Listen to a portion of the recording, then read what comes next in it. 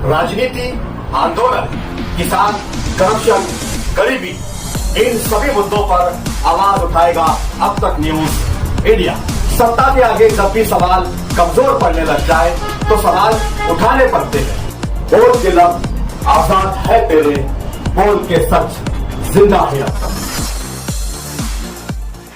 बनाई उसको भी कंपनियों ने धोखा दिया और सबसे बड़ा धोखा रिलायंस जियो ने दिया, जिसमें करोड़ों रुपए हमारे आज हमारा शहर 2013 से सिर्फ कोई ना कोई वजह से खोदा ही जा रहा है। कभी ये केबल डाला जा रहा है, कभी अंडरग्राउंड के नाम पर, कभी किसी और नाम पर। मगर जिस तरह से ये भ्रष्टाचार हुआ और इसमें जो कई डिमांड ड्राफ्ट भी हर्षद मेहता के स्कैंडल के जैसा भी स्कैंडल हुआ है। कई डिमांड ड्राफ्ट हमारे यहाँ जो कारपोरेशन में आए वो भी ऐसे आए जो जिस डिपार्टमेंट में जाना चाहिए था वहाँ नहीं गए। कुछ डिमांड ड्राफ्ट एक्सिस बैंक के जिसका नंबर मालेगांव कारपोरेशन में भी दिया गया, अकाउंट में हमारे दिखता नहीं। और पूना के भी डिमांड ड्राफ्ट पे वही नंबर दिया जा रहा है। छोटी बात नहीं है, ये एक बड़ा भ्रष्टाचार पूरे महाराष्ट्र के साथ किया जा रहा है और इसमें बड़ा हमारे साथ अन्याय हुआ। ये एक ऐसा विषय है, अगर सिटी इंजीनियर आ जाए और मेरी बात नोन करते जाए तो फिर उनको जवाब देना आसान रहेगा।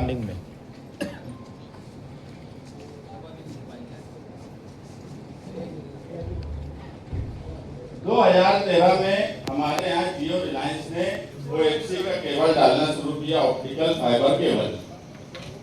उस वक्त इनको जो ऑर्डर दिया गया वो 67,000 या 83 किलोमीटर का था और उसने मालेगांव में खुदाई की 77,000 या 84, करीब 10 किलोमीटर उसने ज्यादा खोदा, जिसका पैसा हमको दिया नहीं है। यानी होल जो है खोदने की लंबाई में भी और कीमत में भी है, रेट में भी है। उसको उस वक्त रेट दिया गया कच्चा रास्ता खोदने का 300 और हॉट मिक्स खोदने का 1900 2013 में। जबकि 2013 में DIT की गाइडलाइन जो थी वो 1875 थी और कच्चे रास्ते की, और हॉट मिक्स की 3750 थी। उसके बाद 2014 में, ये 2013 से 17 की बात मैं अभी कर रहा था, 14 फिर 17 से अभी तक की बात उसके बाद करूंगा। तो 2014 में शासन का एक निर्णय आया, वो शासन के निर्णय में कीमत ठहरा दी गई कंपनियों के खोदने के लिए।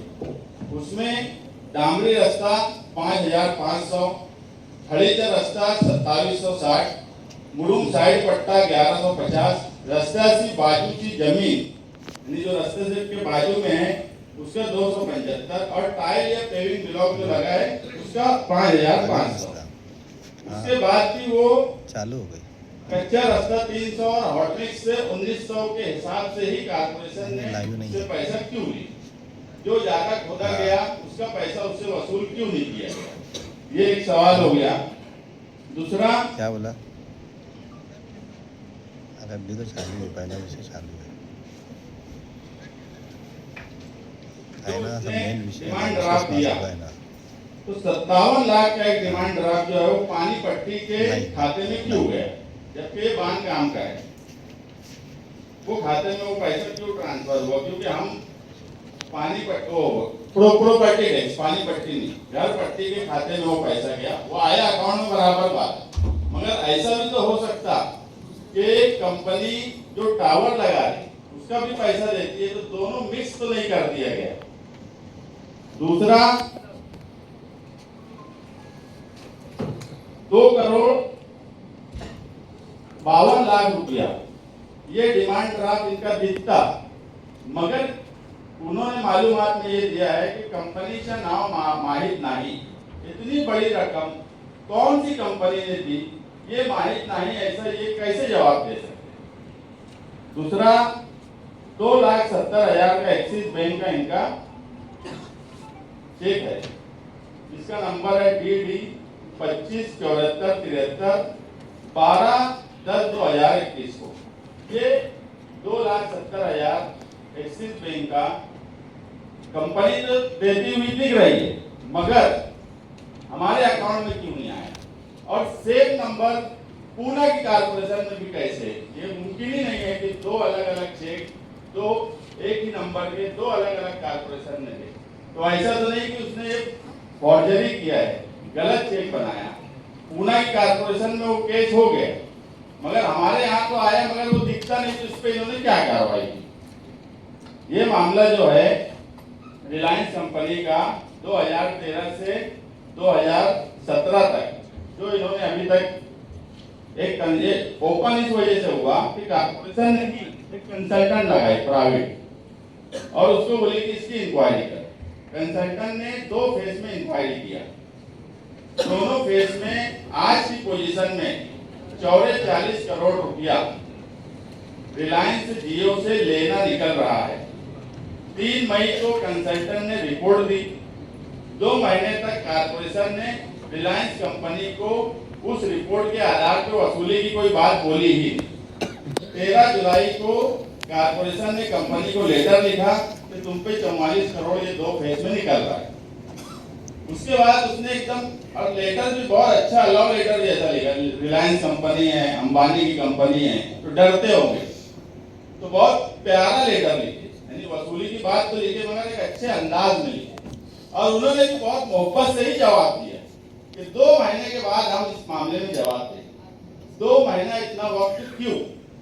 13 जुलाई से आज 1 महीने के ऊपर हो गया, तो 2 महीने का अगर उनका जवाब आया तो इन्होंने फौरन उनको क्यों नहीं बुलाया कि ये कंसल्टेंट ने तुम्हारे ऊपर रिकवरी निकाली है, इस पे तुम बैठ कर बात करो, सही है गलत है जो भी है, कंपनी को बुलाना चाहिए था, उस पर बात करना चाहिए, ये भी इन्होंने नहीं किया। उसके बाद अभी 2017 से अभी तक कंसल्टेंट को सारी मालूमात दी नहीं गई। आज की पोजीशन में एक अंदाज ऐसा है कि 10 करोड़ सिर्फ जियो से वसूल किया जाएगा, ये 44 करोड़ के बाद की बात है, यानी 17 के बाद, 17 से अभी तक प्रशासन राज में कितने ऑर्डर किस किस कंपनी को दिए गए, क्योंकि अंधेर नगरी चौपट राज प्रशासन राज में तो था, तो वो डिटेल इन्होंने बताना कि कितने ऑर्डर दिए गए और कौन कौन सी कंपनियां हैं जिन्होंने कम रेट में हमको पैसा दिया, और जो हमने लिमिट दी थी, अगर 1 किलोमीटर दी थी तो उन्होंने अगर 2 किलोमीटर खोद दिया तो वो 2 किलोमीटर का पैसा क्यों नहीं वसूल किया? आज अगर सही तरीके से ये काम करे होते, प्रशासन ने सही तरीके से काम करा होता, और मैंने ये भी सुना कि ये भी बोला गया कि बहुत बड़ी कंपनी है रिलायंस, उस कंपनी से ऐसे कैसे लड़ लेंगे, इसीलिए तो 2-2 महीने लेट लेटर दिए जा रहे हैं, 2-2 महीना लेट उनके जवाब दिया आ रहा है तो मान ले रहे हैं। तो ये सारे सवाल के जवाब प्रशासन ने देना, उसके बाद मैं मेरी बात 5 मिनट और बोलूंगा। सर ऑडिट करने के लिए ये था कि कंसल्टेंट अपॉइंट किया, 16/2/26 को उनको वर्क ऑर्डर दिया। पहला जो 13/5/26 को संबंधित कंसल्टेंट है उन्होंने एक रिपोर्ट बना के दिया, वो रिपोर्ट बना के 13/7/26 को रिलायंस जो है उनको हमने जो है उनको नोटिस सर उसमें जो मैं बोल रहा तुम भी वही बात बोल रहे, मेरा सवाल सीधा है। हाँ उसमें सर हमने उसमें जो दिया, जो आवाज दिया था वो खातरी मतलब वेरीफाई कर रहे थे, वेरीफाई इस टाइप में कर रहे थे, रेट के लिए वेरीफाई कर रहे थे, लेंथ के लिए वेरीफाई कर रहे थे, और हमने उनसे ये मांगे कि तुम इसके सपोर्टिंग डॉक्यूमेंट दे दो, ताकि अपन फिर बाद में हमने विधि विभाग को प्रस्ताव भेजा कि वकील के थ्रू ड्राफ्ट तैयार करें और कंपनी को अपन बेच दें। फिर एक कंसल्टेंट हमने फिक्स किया, एक कंसल्टेंट हमने फिक्स किया, उसने अपनी रिपोर्ट दे दी। कंसल्टेंट क्यों लगाए कि वो टेक्निकल हर तरीके से उसका जानकार था, उसने रिपोर्ट दिया, वो रिपोर्ट के आधार पे इन्होंने उसी वक्त उसको नोटिस देना था और बाकी मालूमात उसको बुलाना चाहिए था। तुम एक कंसल्टेंट तुमने खुद लगाए, तो क्या तुमको उस कंसल्टेंट की रिपोर्ट पे विश्वास नहीं है क्या? सर उसने सपोर्टिंग जो डॉक्यूमेंट थे वो दिए नहीं थे, मैंने मांगा शायद भूलिया कि लोग इसमें वाइल आने के बाद उनका जो आया नोटिस कमिश्नर साहब की सही लेके हमने इमीडिएट वो नोटिस भेज दिया। नहीं होता। मई 3 मई के बाद 13 जुलाई को इसको इमीडिएट महापौर मैडम बोलेंगे क्या? इमीडिएट कैसे बोलेंगे इसको? 3 मई को कंसल्टेंट रिपोर्ट देता और बच्चाओं साहब बोल रहे इमीडिएट हमने 13 जुलाई को भेज दिया। 13/5 को दिया सर। 13/5 को दिया। तुमने कब दिया? 13/5 को दिया। तुमने रिलायंस को कब भेजा? रिलायंस को 27/7 तो 27/7 को इन्होंने भेजा। 13/7 को जियो को दिया सर। 13/7 तो ये इमीडिएट हो सकता क्या? 2 महीने के बाद कोई जवाब देना और यहाँ बोलना कि हमने इमीडिएट दे दिया। तो फिर लेट किसको बोलते? 2 साल के बाद देते उसको लेट बोला गया होता है। इसमें वेरीफाई करना जरूरी तो वेरीफाई आप करें क्या? वो रिपोर्ट के साथ भेजे। हमने जो कंसल्टेंट की रिपोर्ट थी आपने वही रिपोर्ट भेजी है। उन्होंने पेपर नहीं दिया। और अगर उन्होंने 2 महीने के बाद जवाब देने का बोला तो क्या वजह 2 महीना रुकने की? हाँ, हमने जो लेटर दिया तो उन्होंने रिलायंस जो ने 27/7/26 को एक लेटर दिया कि हमको 2 महीने की ये सब सबूत करने के लिए ये था मुदत चाहिए। उनका जो लेटर है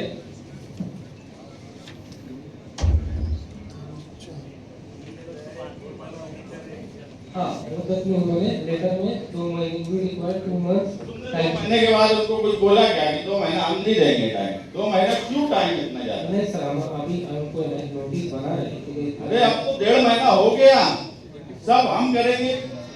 कारपोरेशन की अगर कोई नुकसान हो रहा है तो सबसे पहला कमिश्नर डिपार्टमेंट कैसे वसूली की जाए इस लाइन पे काम करते। मैं हमेशा महासभा में बोलता कि ये रास्ता दिखाते कि हम ये कर रहे।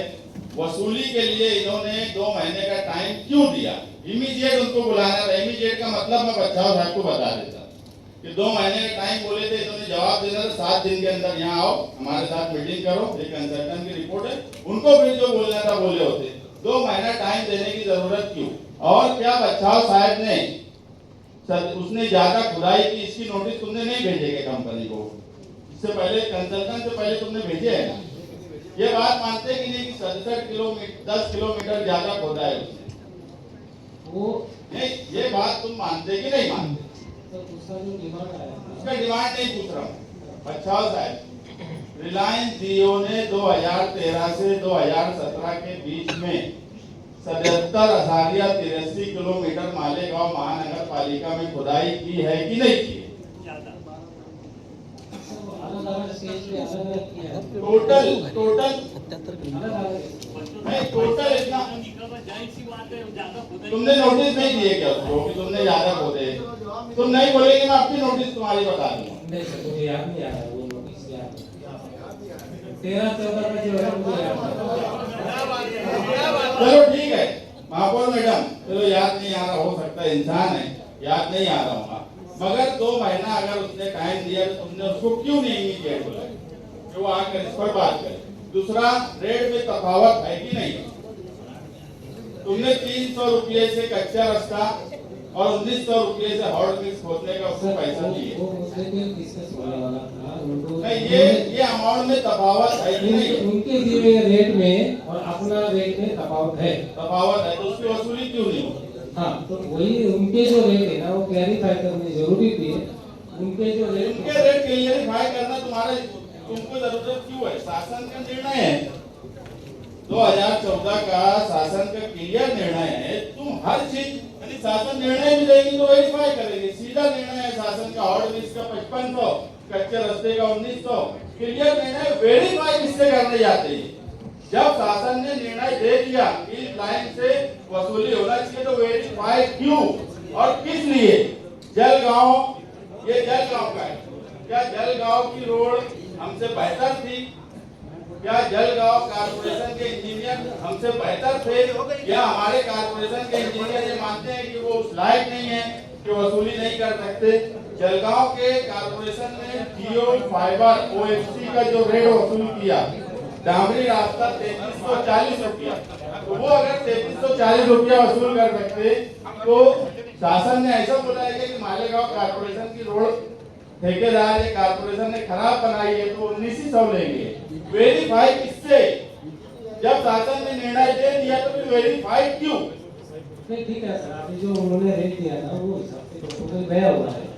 वो जो आप जुलाई अप्रैल 14 का जो जीआर था वो जीआर के हिसाब से एक काउंटर एक जीआर था, वो हिसाब से कंफ्यूजन था।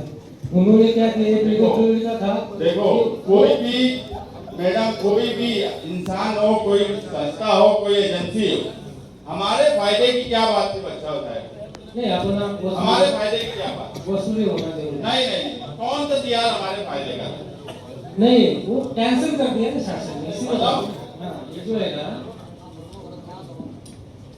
अगर वो कैंसिल किए तो फिर जलगांव कारपोरेशन ने ये रेट में क्यों पैसा वसूल किया और उनको क्यों दिया? यही कंपनी वही उसके बाद रिलायंस जियो ने जलगांव को 3340 रुपया क्यों दिया और हमको क्यों कम दिया?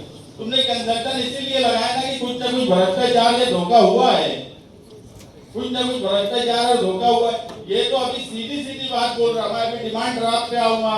प्रॉपर्टी टैक्स में तुम्हारा डिमांड ड्राफ्ट कैसे आया? डिमांड ड्राफ्ट कभी बाउंस होता है? डिमांड ड्राफ्ट केस आइटम है, चेक नहीं है। एक भी चेक का नंबर दो जगह कैसे इस्तेमाल हुआ, ये सब का तुम जवाब ही नहीं दे पाएंगे। सीधी सीधी बात है। उसमें जो है ना, अगर जलगांव ने 2014 के हिसाब से वसूल कर ली तो तुमने क्यों नहीं वसूल किया? मैं उस पे भी नहीं जाता। सब कुछ होने के बाद जब कंसल्टेंट तुमने लगा लिया तो उसके बाद कंसल्टेंट की रिपोर्ट को तुम क्यों इतनी स्लो चला रहे? 2-2 महीना लेट तुम दे रहे, 2 महीना लेट जवाब मांग रहे, ये क्यों हो रहा? अभी भी उनको लेटर रेडी किया है हमने, साहब की सही से भेजना था, तो इससे अभी एक लेडी का लेटर रेडी किया है। साहब की साइन से देना था। वो आयुक्त साहब अभी 8 दिन हुआ छुट्टी पे गए हैं।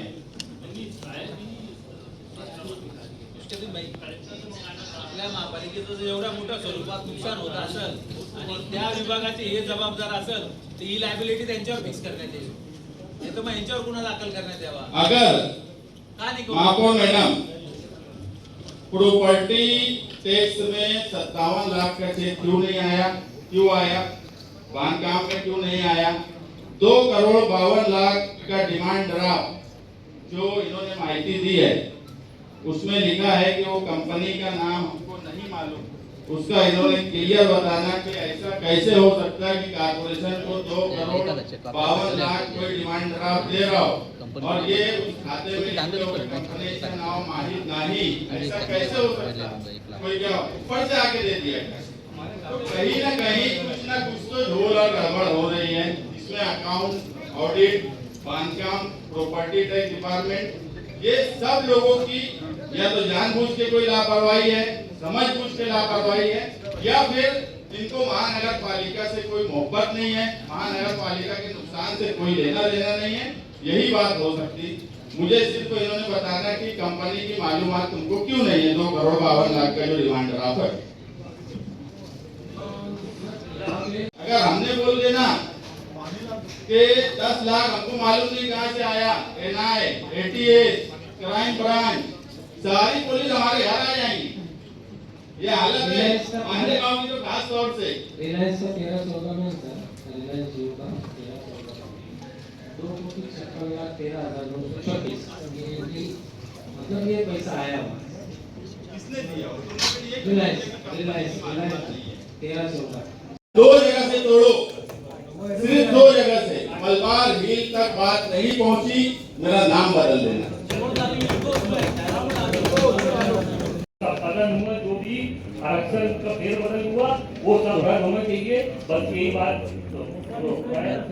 मैं लाया हूँ। और उस पर मैं तमामी लोगों से चाहूंगा कि भाई इससे सहमति से राय के लिए इसे मंजूर किया जाए।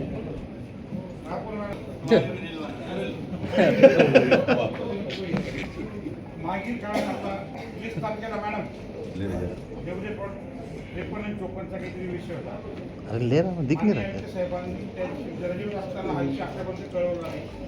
संबंधित लोक आपल्याकडे येऊन निवेदन वगैरे देऊन गेले। या विषयामध्ये आता पुन्हा तो विषय 53-54 गट नंबर त्याच्यावर आपण काय कारवाई केली? कशाच्या काळामध्ये झालेला विषय आहे आणि असं बाईंडर विषय आलं खूप छान आणलेलं आहे। याच्यात आपण पुढे काय कारवाई केली? याच्यावर आंदोलन झाले, इथं सभागृहामध्ये गोंधळ झाला, पुढे काही कारवाई झाली का? 20 तारखेला मॅडम यांनी सुनावणीची तारीख केली असताना माननीय कलेक्टर साहेबांना आपण जो चार्ज दिलाय त्यांना सुद्धा हा विषय यांनी सांगितला नाही. त्या दिवशी किती वाद झाले, सुनवाई होती त्यांची, तारीख होती. पण प्रशासन करतं काय? काय guidelines आहेत? नाही, चालेल आहे तसं. मॅडम, इथलं मला फक्त माहिती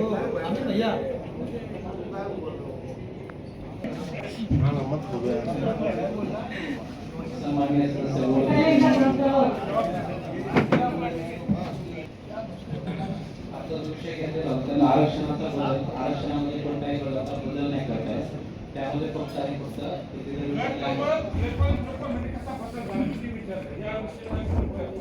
विषय माझा नाही.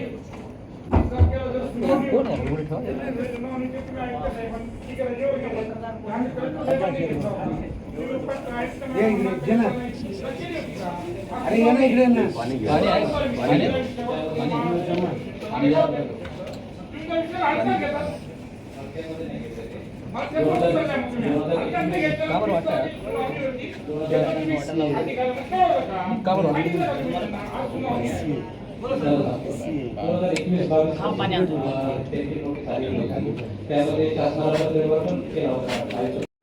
शिष्टमंडळाला सुनावणीसाठी त्यांना परत जावं लागलं. त्याला जबाबदार कोण? त्याचे उत्तर हो, हत्या घेऊ नका. नाही, तर हलक्यात हे घेण्याचा परत प्रश्न तो नाही. पंचायत नंबरचा विषय हत्या घेऊ नका. तो विषय हलक्यात जे घेण्याचा ते विषय करा, नाही. ते वापर चौकशीनंतर. तो विषय हलक्यात घेण्याचा तो किंवा कुठलाही विषय हत्या तर नाही. घेतो ना तुम्ही. 20 तारखेला सुनावणी साहेबांचं काम नव्हतं अधिकाऱ्यांना सांगायचं. मॅडम, तुम्हाला विषय माहिती होता? आज आयुक्त साहेबांनी आज आपल्याकडे दिला. मी तुमच्या बातमी बघितली. त्याचा विषय माझ्या लक्षात आला. तुम्हाला सुद्धा माहित नव्हतं. आज सुनावणी आहे, बरोबर आहे. म्हणजे काय करतात? याची जबाबदारी नाही. प्रत्येक वेळेस महासभेला हरकत घ्यायचं नाही. मागच्या वेळेस महासभेचे मॅडम तुम्हाला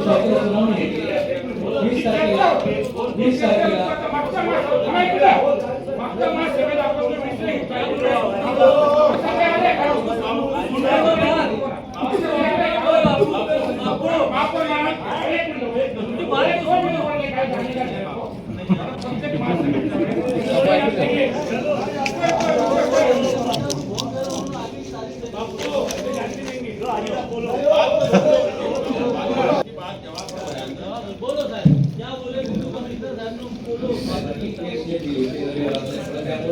जिल्हाधिकारी महोदयांना ते कळवलं ते आमच्या लेवलला शक्य नाही.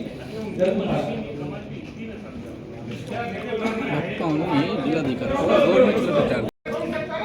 परंतु मॅडम बद्दल चार्ज असल्यामुळे त्या कळवायचा प्रश्न येतो होता. मॅडम कडे त्यांच्याकडे चार्जच नाहीये.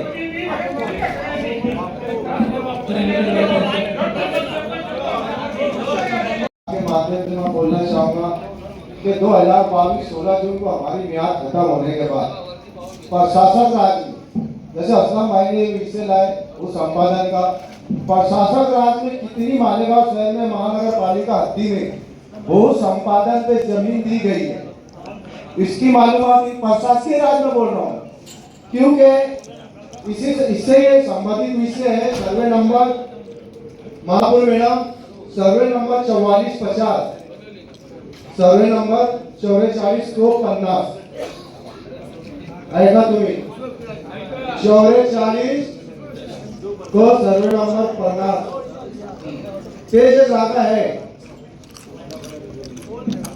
महापुर मैडम, उसमें 23,000 ओपन स्पेस की जगह थी। 2001 में लेआउट हुआ, 1 से 78 नंबर तक उसका प्लॉटिंग हुई, उसका लेआउट गिरा, उसमें ओपन स्पेस था 23,000 स्क्वायर फीट। उसके रास्ते थे जो डीपी रोड बोले जाते, वो रास्ते थे लेआउट को 50,000 स्क्वायर फीट। ऐसे मिला के एकूण 70 गुंठा जमीन 2019 में, जिसमें 1 से 78 तक जो जमीन मालिक ने जो लेआउट गिराया था, वो एकूण 70 गुंठा जमीन 2003 में 90 सर्वे नंबर पैकी बोल के गिराता है, वो लेआउट पे उसको प्लाटिंग करके बेच देता है। वो 30 करोड़ रुपए के आज के रेट थे, आज के अपने महानगर पालिका की जमीन 30 करोड़ रुपए की जमीन आज छोड़ 2022 में मैंने उस पर लेटर लगाया। लेटर लगाने के बाद वो अभी लेगा तरह वो लेटर जाने के बाद वहां भी मैंने पाठ पुरावा किया वो जमीन वापस महानगर पालिका के नाम पे उतारा आ गया। जैसी प्रशासन राज आया 4 महीने के अंदर वापस वो व्यक्ति के नाम पर वो जमीन चले गई। फिर वापस हमने कंप्लेंट किए महसूल में, वो अभी 2026 में वो जमीन वापस आई अपनी। तो ऐसी कितनी जमीन मालेगांव में चोरी हुई, और जो व्यक्ति ने जमीन चोरी किया था महानगर पालिका के ओपन और रास्ते, तो उसकी इंक्वायरी होना चाहिए कि शहर में उन्होंने कितने जगह ऐसे लेआउट करके ओपन गिराया, और उसके बाद घोड़े कागज दाखिल करके, ये मेरे पास पेपर है मेरा, हाथ से समीकरण जो है इसको करके ये समीकरण कलेक्टर को भी इसमें धोखे में रखा गया था, और ये हमने स्थापित किया उनको।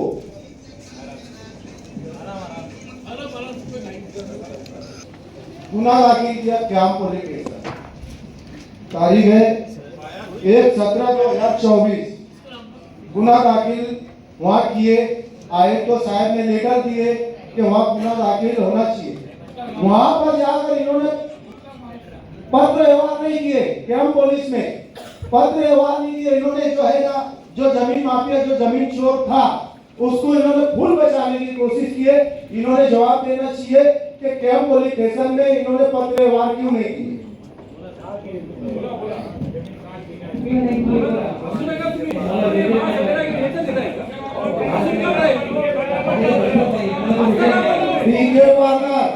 सर्वे नंबर 44 को पन्ना, उसको सर्वे नंबर 90 करके उसमें ओपन और अपने रास्ते चुराए गए थे, गुना दाखिल है।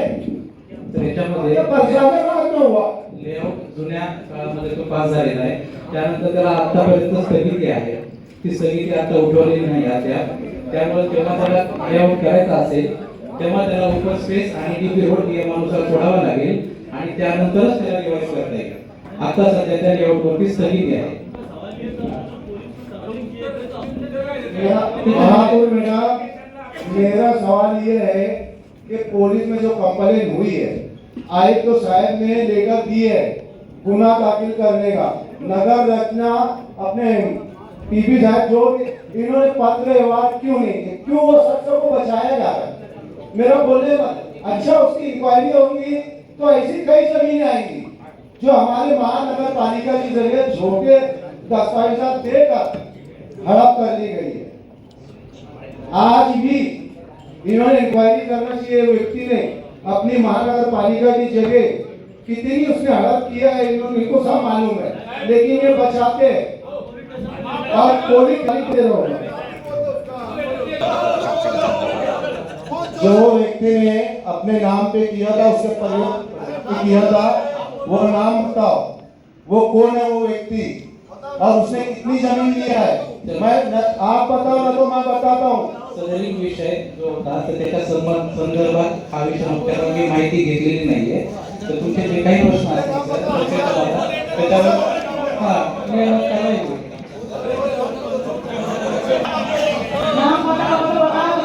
महापुर मैडम, उसने ये जमीन जो है पूरे परिवार के नाम पे की है, ये पेपर है, और ये नाम हो बोलेंगे, नाम हो बोलेंगे, वो अगर नहीं बोले तो वो बचा रहे, वो बोलेंगे। ये अपना नाम है मालेगांव महानगर पालिका, और यही जमीन पे वो झूठा हाथ से समीकरण लिखा हुआ है, यानी कलेक्टर को भी महसूल को भी इसमें मिसगाइड किया गया है, और ये चीज पत्र व्यवहार इन्होंने महसूल से भी नहीं किए नगर रचना, तो अपनी जमीन चली गई, यानी ये संबंधित सब महंगे मामला था। ये करोड़ों रुपए की जमीन और 30 लाख रुपए की 30 करोड़ की जमीन है, तो ये ऐसा लगता है कि 30 करोड़ 40 करोड़ कुछ नहीं है, कुछ बड़ा होना 100-200 करोड़ का जो वो विषय आएंगे, ऐसा है क्या? तो मेरा बोलने का मतलब है ये उनका परिवार का नाम है, इन्होंने खुद नाम बताना चाहिए, जो नाम मैं इनको देता हूँ उन्होंने नाम पढ़ के बताना चाहिए।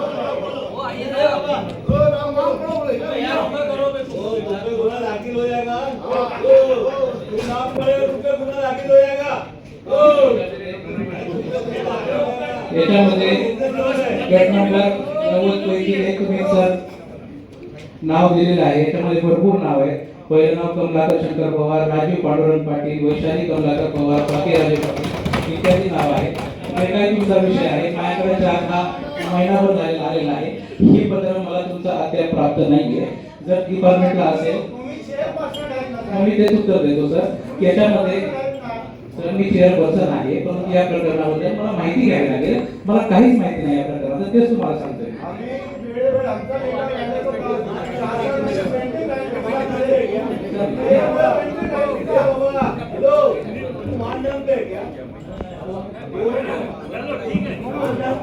माधुर मैडम, प्रशासन राज्य ने गलत जगह से वो जो विषय इस्लाम भाई लाए, मैंने बोलने अभी जो आरक्षित जगह है, अगर कमर्शियल हिस्से में तो कारपोरेशन का आर्थिक फायदा कैसे हो वो भी उसमें शामिल कर लो कि नगर रचना से बात करके जो आरक्षण की आरक्षित जगह है कमर्शियल हिस्से में है, तो उसका कैसे हम फायदा आर्थिक तौर पे कारपोरेशन को हो सकता है, वो भी उतना मेरी बात ले लो।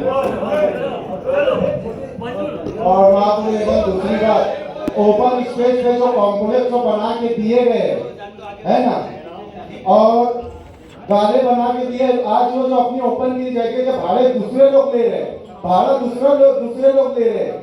बड़े बड़े कॉम्प्लेक्स बने, न तो मैं बताऊंगा न तो इन्होंने बताना।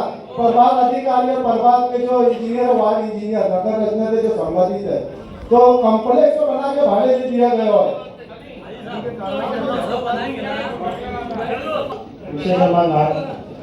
आप हमारे अब तक न्यूज चैनल को सब्सक्राइब कर बेल आइकन को प्रेस कर दें। और अगर आप हमारी मदद करना चाहते हैं तो आप हमारे ज्वाइन का बटन दबाकर हमारी मेंबर साथी भी आप ले सकते हैं। इससे आप हमारी मदद भी कर देंगे और हमारी बेबाकी को चार चांद लगाने का काम भी करेंगे। तुबा कॉस्मेटिक कंप्लीट स्किन सॉल्यूशन आपके लिए लाया है धूप से बचाने वाली डे क्रीम, सौंले चेहरे को गोरा करने वाली नाइट क्रीम, फुंसियों के लिए TC skin cleaner and serum, सर्दी में जिल्दों को ताजा रखने वाला मॉइस्चराइजर, 7 दिनों में गोरा करने वाली क्रीम, आंखों के नीचे कालापन को दूर करने वाला टीसी डार्क वे सीरम, हाथ और गर्दन का कालापन दूर करने वाला साबुन। हमारा पता याद रखें, कुसुम्बा रोड, औलिया मस्जिद के सामने, तुबा कॉस्मेटिक कंप्लीट स्किन सॉल्यूशन।